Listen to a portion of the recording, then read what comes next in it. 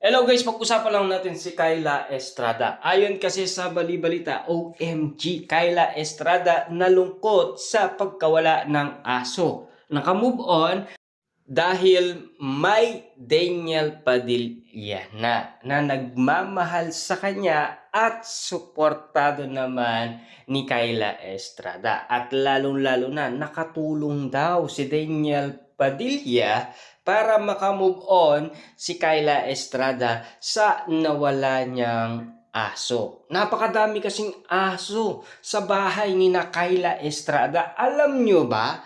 Yung aso ni Kyla Estrada, same sa aso ng Katniel na si Summer.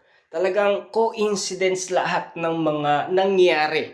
Kita nyo naman, di ba? Na talagang pinag-usapan, pinagkaguluhan, at pinagpepestaan ang bawat nangyayari kina Kyla Estrada, Daniel Padilla at Catherine Bernardo. Kita nyo naman, bardagulan umano sa social media ang mga fans ni Catherine Bernardo at mga fans ni Kyla Estrada nang dahil lang kay Daniel Padilla. Na alam nyo naman siguro kasi 2023 nangyari ang iwalayan Katniel. Pero may mga nangyari pa noon na talagang tila magkasama pa umano sina Daniel Padilla at Catherine Bernardo. Alam nyo ba? Habang nagkakagulo nga naman kasi ang lahat ng mga tao sa social media, sina Daniel Padilla at Catherine Bernardo nagbakasyon pa papuntang ibang bansa kasama si Joshua Garcia, Sanjo Marudo at Ria Ataide. Kaya nga may mga larawan silang magkasama, di ba? At lalong-lalo na nagkasama pa sila sa Christmas special, di ba? Kitang-kita niya naman, inalikan pa ni Catherine Bernardo si Daniel Padilla. Kaya nga yun ang kinagulat nila na akala nila may comeback na, di ba? Pero last 2024 naman, may mga bali-balita patungkol umano kina Daniel Padilla at Catherine Bernardo na tila umahabol pa rin itong si Daniel Padilla at tila umaasa pa rin ito, di ba? Pero alam niyo naman, 2025, mas grabe yun na talagang tila may naniniwala pa rin na magkakaroon ng comeback. Lalong-lalo na may comeback na pasabog ang ABS-CBN sa throwback ng Katniel sa kanilang movie.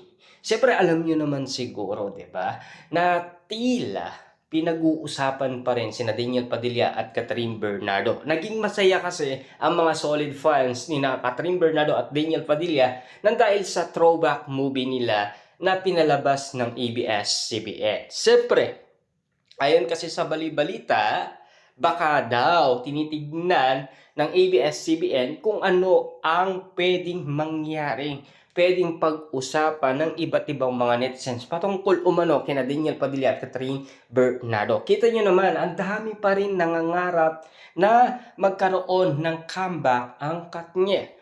Pero ayon naman kasi sa bali-balita, wag sanang madaliin. Kasi sobrang madali naman kasi, kita nyo naman no, kung 2025, ilang years lang, di ba? Na alam nyo naman, nangyari ang iwalayan 2023. Tapos lumipas ang 2024, tapos pinag-usapan na sila 2025. Kasi doon sila nagkaayos at nagkabati, di ba? Doon na nangyari ang usap-usapin patungkol umano kina Daniel Padilla at Catherine Bernardo. Sa tulong nga naman kasi ng malapit na kaibigan ni na Daniel Padilla at Catherine Bernardo. Tandaan ninyo, last 2023 hanggang 2024, nag-aanap si Daniel Padilla na makakatulong sa kanya para makausap niya si Catherine Bernardo. Diba? Na silang dalawa lang. Kaso nga lang, walang gumawa ng paraan. Tila may gumawa ng paraan kasi malapit daw ito kay Daniel Padilla at Catherine Bernardo. Noong 2024, siyempre Christmas yun. Meron nga naman show ang ABS-CBN Star. Siyempre, alam nyo naman siguro, di ba? Yung mga artist ng ABS-CBN, nandun lahat. Siyempre, nandun si Catherine, nandun din naman si Daniel Padilla. Kaya nga naman kasi, pinag-usapan muli. Kaso nga lang, eto na ang nangyaring bali-balita. Si Daniel Padilla, meron ng Kyla Estrada.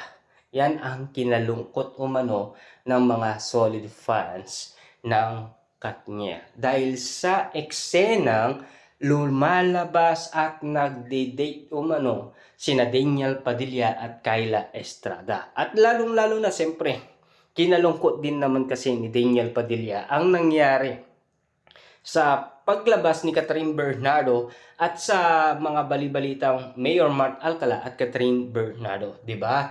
Na tila nangyayari ang bawat bangungot sa dalawa. Na tila hanggang ngayon kasi hindi pa rin sila nakaka-move on.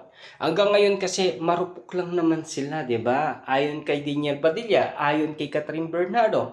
Pero hanggang ngayon kasi si Catherine Bernardo parang palung-palu pa rin ang kilig niya kay Daniel Padilla. 'Di ba? Kahit na iwalay na sila, nagsiselos pa rin siya kay Kyla Estrada. Spotted yan, nangyari yan sa bench show ni Catherine Bernardo at Kyla Estrada na mapapanood nyo pa sa social media kasi kumalat yan at nagtrending yan at nag-viral yan, pinag-usapan yan, pinagkaguluhan pa yan, di ba? Grabe, talagang pinagpipestaan nga naman kasi ang bawat eksena, malatelya-serye nga naman kasi ang bawat kwentong nangyayari kina Daniel Padilla, Catherine Bernardo at Kyla Estrada. Sa bawat kwento nga naman kasi tila magkakadugtong. Kita nyo naman, di ba? Daniel Padilla. Ngayon, Kyla Estrada na. Kita nyo naman, di ba? Nakatulong si Daniel Padilla para makamove on si Kyla Estrada sa namatay niyang aso. Pero, ang namatay na aso ni Kyla Estrada, tulad doon sa aso ng Katniel na si Summer. Na talagang, wow, grabe. Talagang parang hindi aksidente ang ganitong sitwasyon na pinag-uusapan. Parang talagang pinaglapit umano sina Daniel Padilla at Kyla Estrada, 'di ba? Na talagang parang tadhana nga naman kasi. Paano nga naman kasi kinukulit sila ng kanilang mga nakasama sa incognito, 'di ba? Kaya ayan na ang sukli. 'Di ba? Talagang nagmahalan umano sina Daniel Padilla at Kyla Estrada, 'di ba? Kita niyo naman ang naging resulta at ganap nila ang bawat kwentong nangyayari kapag nagkikita umano sina Daniel Padilla at Kyla Estrada. Inaatid pa ni Daniel Padilla, sinusundo pa at nagdidik pa sila, nanonood ng concert, nanonood ng sine, kumakain sa restaurant, lalo-lalo na nagbabakasyon sa Boracay, nagbabakasyon sa El Nido, Palawan. Ganyan kasweet umano ang dalawang ito na pinag-uusapan nga naman at pinagkakaguluhan at pinagpipestaan sa social media.